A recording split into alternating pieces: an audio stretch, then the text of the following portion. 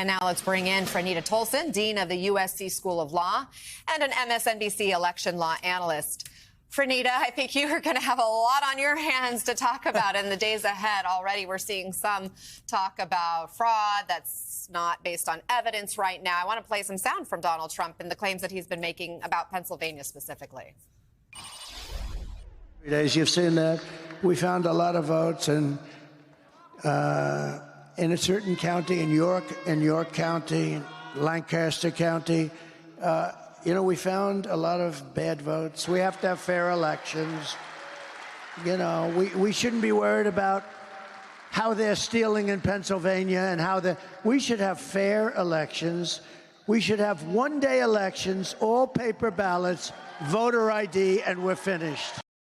To be clear, there's no evidence of those claims. So when you hear a nominee for president say that, what do you think? I think I'm used to it at this point. And what is this, year 8? So I think part of it is we just have to push back against these narratives. Pennsylvania in particular is the battleground with the largest amount of electoral college votes at stake. And so these narratives will get even more redundant and more frequent as we move closer to Election Day.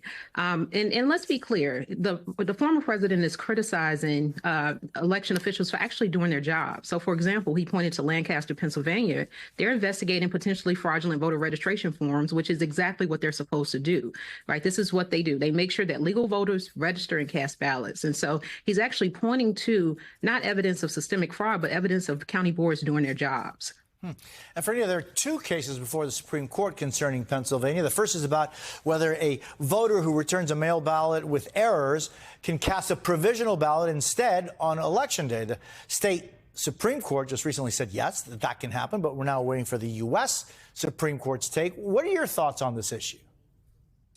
So my thoughts is that voters should be able to cast a provisional ballot on Election Day if they mail in a mail-in ballot that is deficient. That's consistent with how the state has proceeded on these matters. And in fact, many counties in Pennsylvania allow voters to cure their ballots when they are deficient, and some counties do not.